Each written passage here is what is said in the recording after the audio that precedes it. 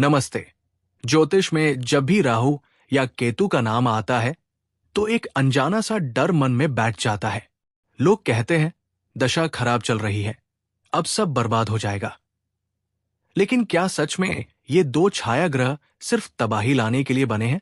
आज काल दशा एस्ट्रो मोटिवेशन पर हम किसी को डराएंगे नहीं, बल्कि उस कड़वे सच पर बात करेंगे जिसे जानकर आप अपनी आने वाली दशा को बेहतर तरीके से संभाल पाएंगे। चलिए जानते हैं राहु केतु का वो चेहरा जो अक्सर हमसे छिपाया जाता है। पहले बात करते हैं राहु की। राहु वो शक्ति है जो आपको दुनियादारी में उलझाती है। इसे इच्छाओं का ग्रह कहा जाता है। राहु खराब नहीं है।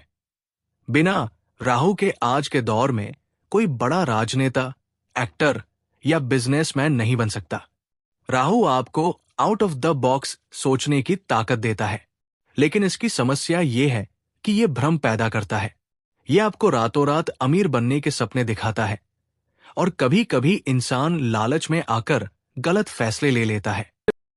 अब आते हैं उस ग्रह पर जिससे सब डरते हैं, केतु। लोग कहते हैं केतु सब कुछ छीन लेता है और बड़ा तड़पाता है।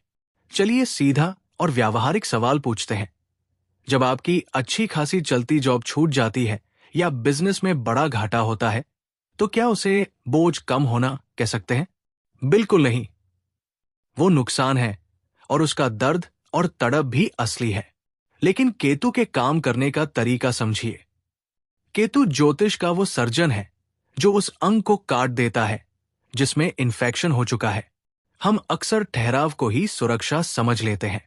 सालों एक ही बेजान जॉब या घाटे के सौदे में सिर्फ इसलिए बिता देते हैं क्योंकि हम बदलाव से डरते हैं। हमें लगता है कि जैसा चल रहा है कम से कम चल तो रहा है। लेकिन केतु का काम है उस झूठे भ्रम को तोड़ना। जब केतु आपके करियर या बिजनेस पर प्रहार करता है तो वो आपसे आपकी आजीविका नहीं छीन रहा होता, बल्कि आपको उस गलत रास्ते से धक्का देकर हटा रहा होता है जिसे आप उस पल अपनी बर्बादी समझकर रो रहे होते हैं। वो दरअसल ईश्वर की एक सर्जरी होती है ताकि आपके भविष्य को बर्बाद होने से बचाया जा सके। केतु आपको ये बताने आता है कि आप इससे बहुत बेहतर के हकदार हैं, बस आपने गलत जगह हाथ डाला हुआ था।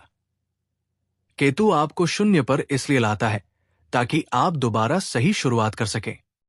क्या आपके साथ भी कभी ऐसा हुआ है कि किसी बड़े नुकसान के कुछ समय बाद आपको उससे कहीं बड़ी और बेहतर सफलता मिली हो? अपना अनुभव कमेंट्स में साझा करें, क्योंकि आपकी एक कहानी किसी और को टूटने से बचा सकती है। तो अब बात करते हैं राहु केतु को संतुलित कैसे करें। राहु के लिए अगर दिमाग बहुत ज्यादा भाग रहा है तो भगवान शिव की शरण ले। भगवान शिव को जल चढ़ाना आपके भटकते मन को शांति देगा। केतु के लिए अगर जॉब या बिजनेस में नुकसान हुआ है तो रुकें और आत्ममंथन करें। कुत्तों की सेवा करें, किसी जरूरतमंद को काला सफेद कंबल दान करें। यह केतु के नकारात्मक प्रभाव को कम करता है। जब राहु बहुत ज्यादा सपने दिखाएं तो जमीन पर रहकर काम कीजिए। जब केतु आपको उदास करे तो अध्यात्म और सेवा से जुड़िए। ग्रह आपको सिर्फ इशारा देते हैं, चलना आपको खुद पड़ता है। आपकी दशा तभी सुधरेगी जब आप अपने कर्मों में सुधार करेंगे। अंत में याद रखिए, आपकी दशा कितनी भी कठिन क्यों न हो, आपके कर्मों की शक्ति उससे बड़ी है। राहु केतु केवल आपके जीवन के शिक्षक है। एक आपको दुनिया जीतना सिखाता है, दूसरा खुद को पहचानना। अगर आप भी किसी कठिन दशा से गुजर रहे हैं तो कमेंट में अपनी समस्या लिखें, हम मिलकर समाधान ढूंढेंगे। सटीक ज्योतिषीय जानकारी के लिए सब्सक्राइब करें काल दशा एस्ट्रो मोटिवेशन। जय भोलेनाथ।